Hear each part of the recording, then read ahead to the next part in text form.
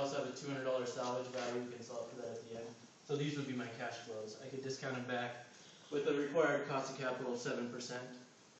And then that would give us, should we do this investment or not? Give us a, should we, so if anything's asking what's the net present value, if we should discount cash, this right here. So if we would do this for stock now, would we take the price we pay for the stock into account, or would we just count the discounted cash flows of all the dividends we get? Yeah? In theory, a stock should be priced based off of what you get out of it from the future. No, so it's kind of like a circular thing. So if I'm going to pay something, I want to know what I'm going to get back. So what's my return? And so the dividend discount model theory says, if I'm going to pay this, what are all my future cash flows from this in the future? Also, maybe similar to marketing, what's my lifetime value of a customer? I'm discounting all of what I'm going to receive from them in the future by a certain rate. Yeah, and ignoring that I could sell it because I'm going forever on Right. the dividends. Okay. Right. Susanna's fishing for the answer to the assignment. And I'm not going to give the answer that I got, but Look up dividend discount model theory. No, but just know it. Understand it. okay. Capital asset pricing model. Anybody have questions on CapM, this formula?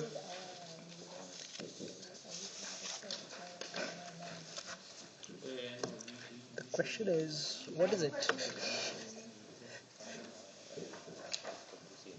Could you write down like how to convert the interest rates from monthly, annually, and daily, and which ones I really use? Because I get really confused with which ones we use normally and how I can convert that. Yeah, so you can,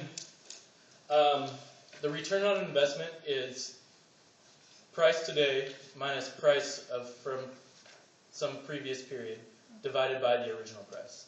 So it's P1 minus P0 divided by P0.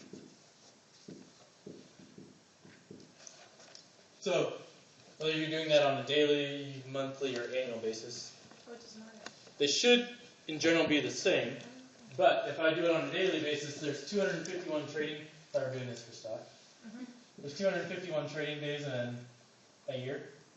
So then that's going to look like, this is,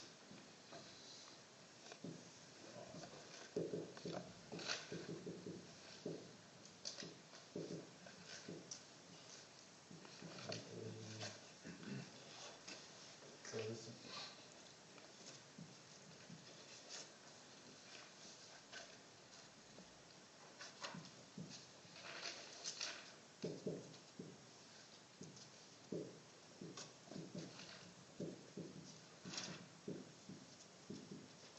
this is, this is great teaching technique, right? To just stand here and face the board.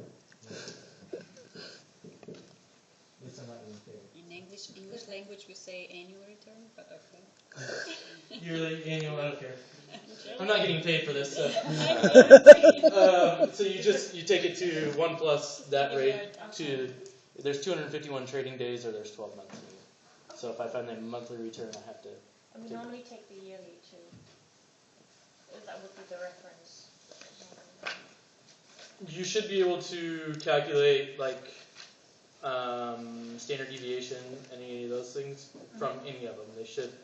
But it just has to be the same thing too. Yeah, Okay. everything has to Okay. be So equal. then it doesn't matter which one. So the 251, that's for the power. Yeah. Yeah. And that's how many trading days there are in a year. And what is RD? What's that? RD and RM? It's on a day, what the return is on a daily basis, and RM is on a monthly basis. So that's how you get them to an annual basis, if you want to annualize them. So it works both for interest rate or the stock return? Yes.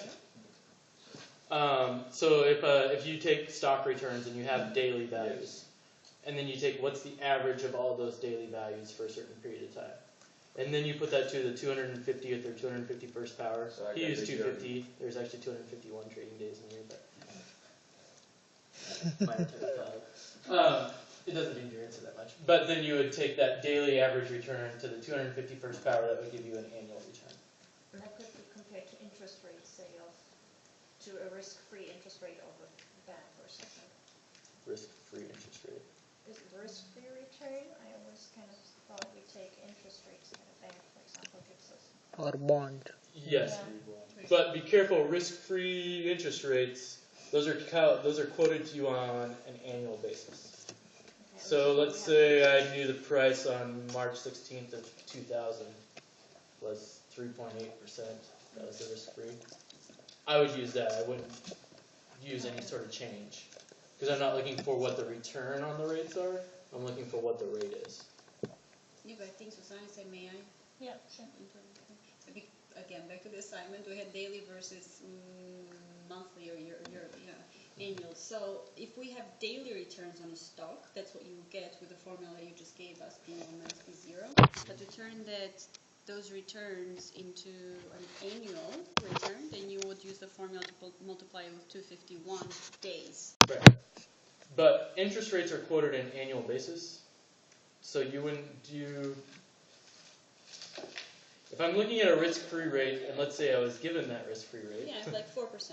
Yeah, that's an annualized basis. I wouldn't be looking for a return. I wouldn't be doing anything as far as subtracting or trying to get a return from those rates. But I was kind of just confused on if interest rates and returns are the same idea, kind of, because I just wrote down interest rates and I was thinking, no, you're talking about returns. Yeah. In my head, it's the same. Is that right, or is it not right? Interest rates are different. Okay. If I said otherwise, I'm sorry. So if I had returns on a bond, then I could do something like that. But that would be based off the price of the bond, not the interest rate. So for interest rates, almost always quoted on an annual basis.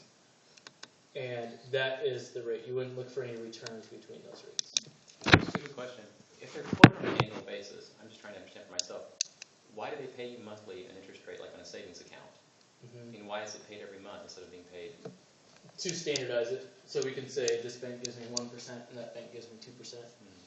They could quote it to you on a monthly basis, but then you'd have to. Not too many people are good at taking any power up 12. Yeah, but it is calculated. But is it calculated daily though? I mean, maybe it's based on a yearly, but because I know when I look on my account online, I see the little interest ticker on there and it goes up every day.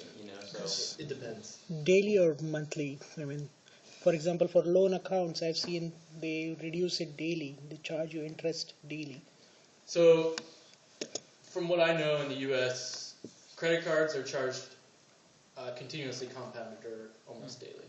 A mortgage on a house loan is typically you get an annual rate, but then you do it on a monthly basis, and I'll show you that formula because it makes the formula a lot easier. Salespeople can't understand. Gerard, but in that formula, we miss 1 minus 1. Yeah, thank you. Okay. Sorry, I appreciate that. If anybody notices anything else,